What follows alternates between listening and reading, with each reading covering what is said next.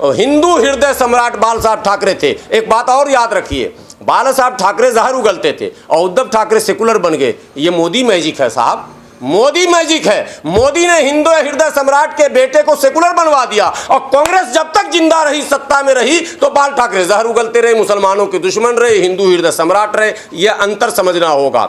ये मैं अब भाजपा का प्रचार नहीं कर रहा हूं, कांग्रेस के बारे में बताना चाह रहा हूं। अभी कांग्रेस आएगी और मुसलमानों का कत्लेआम शुरू हो जाएगा, याद रख लो। जो मुसलमान दुआ कर रहा ना या अल्लाह कांग्रेस को ला दे, वो नोट कर लो, दरवाजे पे लिख लो, कांग्रेस की सरकार आएगी, मुल्क में दंगे फसाद फिर शुरू हो जाएंगे। अब आखिरी दंगे का जिक्र करना बहुत जरूरी है, गुजरात दंगे का, जिसका सीधा सीधा आरोप पत्रकार बंधुओं आप लोग भी लगाते हो। 2002 में मोदी जी ने गुजरात में दंगा कराया। मैं भी मानता हूं मोदी जी ने दंगा कराया, आप भी मानते हैं दंगा कराया, देश भी मानता है दंगा कराया, लेकिन कांग्रेस नहीं मानती है। इसलिए कि 2002 में दंगा हुआ और दंगे की शुरुआत जो है वो साबरमती एक्सप्रेस के S6 बोगी में राम भक्तों, कथित तौर पर राम भक्तों की बोगी में आग लगाने से हुआ।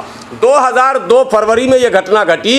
15 से 20 हजार मुसलमान मारे गए, सैकड़ों गांव जला दिया गया, पलायन हो गए, बर्बाद हो गया, मुसलमान लुट पिट गया। 2004 में भारत के सभी मुसलमानों ने मन बनाया और सेकुलर फोर्स के साथ मिलकर 2004 में कांग्रेस की सरकार लाई। 2004 से 2014 10 साल तक कांग्रेस की सरकार रही, मनमोहन सिंह प्रधानमंत्री रहे। सवाल नंबर 1, गोधरा में साबरमती एक्सप्रेस में आग किसने लगाई? कांग्रेस ने 10 साल तक नहीं बताया।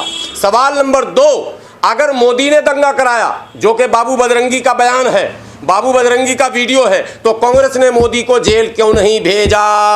अमित शाह को जेल क्यों नहीं भेजा? कांग्रेस से मेरा सवाल है, सरदार मनमोहन सिंह जी, आप बताइए। चिदंबरम साहब रोक रहे थे, मुझे पता है कौन रोक रहे थे, सब पता हमें, लेकिन देश पूछे कांग्रेस से कि जब दंगे का षड्यंत्रकारी सामने था, खुलेआम लूट हो रहे थे, खुलेआम मुस्लिम महिलाओं के पेट में भाला से, तलवार से बच्चे निकाले गए, बलात्कार हुए, जलाए गए। अरे लानत है उस पार्टी पर जिस पार्टी के सांसद एहसान जाफरी के घर को जला दिया, जिंदा एहसान जाफरी को जला दिया। जकिया जाफरी घूमते घूमते तबाह हो गई, मगर सोनिया गांधी जकिया जाफरी के साथ खड़ी नहीं हुई और आज भी गुलबर्ग सोसाइटी के मुजरिमों को सजा नहीं मिली। तो पहले कांग्रेस ये बताए कि क्या गुजरात के दंगे का मुजरिम वाकई नरेंद्र मोदी और अमित शाह हैं, और हैं तो 10 साल तक आप क्या कर रहे थे? जिस ईडी और सीबीआई के दुरुपयोग का आरोप केंद्र पर आज लग रहा है, क्या आपके पास वो ईडी सीबीआई नहीं थी क्या वो एजेंसियां आपके पास नहीं थी क्या?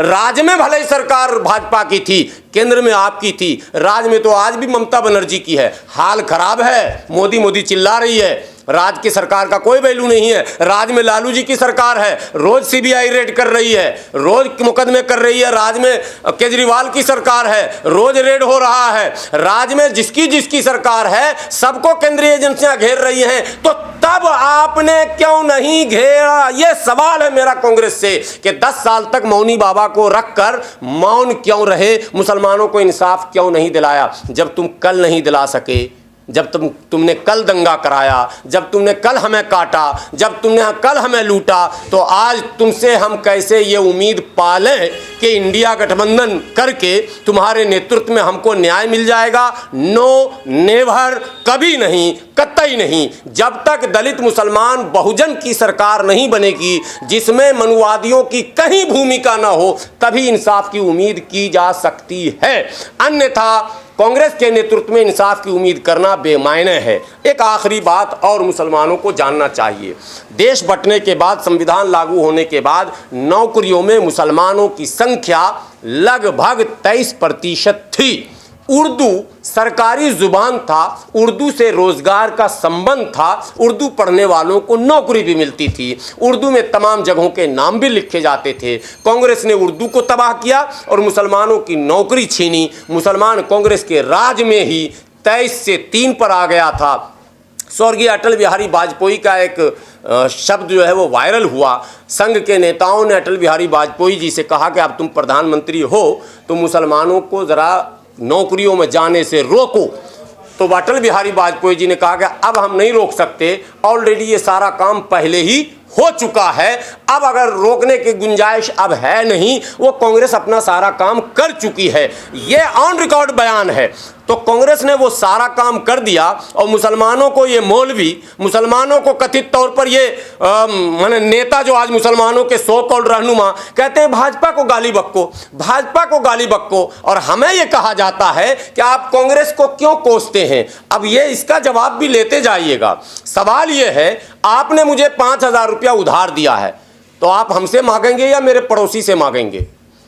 हमने वोट कांग्रेस के दिया, मेरे बाप ने कांग्रेस को दिया, मेरे भाई ने कांग्रेस को दिया, मेरे मुसलमान तमाम लोगों ने कांग्रेस को वोट दिया, तो हम कांग्रेस से सवाल करेंगे कि भाजपा से करेंगे? भाजपा को तो हमने वोट दिया ही नहीं, मोदी को हमने वोट ही नहीं दिया, इसलिए हमें सवाल करने का हक ही नहीं। हाँ, भारतीय होने के नाते कोई ऐसा मुद्दा हम सवाल कर देते हैं, लेकिन मुसलमानों के ताल्लुक से हम भाजपा से सवाल पूछें, यह बेवकूफ़ी और पागलपन होगा। अरे वोट दिया कांग्रेस को, उधार दिया कांग्रेस को, तो ब्याज समेत कांग्रेस से न वसूलेंगे हम? तो आज कांग्रेस से मेरा सवाल है कि भैया अब माफ कर दो, अब बख्श दो, मुसलमानों का नाम लेना तुम छोड़ दो। ऐसे छोड़ ही चुके हो। मध्य प्रदेश चुनाव में तुमने नाम लिया ही नहीं, तुमने बाबा बागेश्वर का नाम लिया। तुम्हारे जो कमलनाथ थे वो बाबा बागेश्वर के चरण में थे। तो राजस्थान में बड़े बड़े चंदन टीका लगा के तुम घूम ही रहे थे, मुसलमानों का नाम निशान नहीं, छत्तीसगढ़ में नामो निशान नहीं। तुम्हारे पूरी पार्टी में एक मुस्लिम बोलने वाला जो मुसलमानों के, वो शायर को छोड़कर, शायर बोलता नहीं, शेर पढ़ते हैं, शायर को छोड़कर, और शायर को मुरादाबाद से लड़ा दिया। और इस बार अगर वो लड़े, पिछली बार मैं ध्यान मेरा नहीं था और मैं बिहार में लगा था, इस बार शायर अगर मुरादाबाद से लड़ा तो मैं उसी ईदगाह पे जाके धरना दूंगा।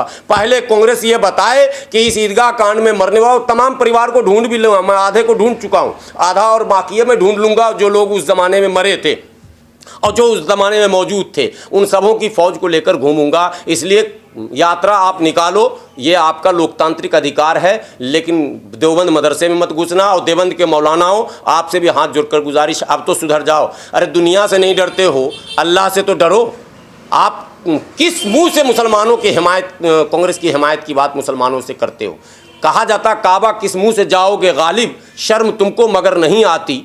किस मुंह से आप कहते हैं, क्या कहते हैं, कांग्रेस की हिमायत कीजिए?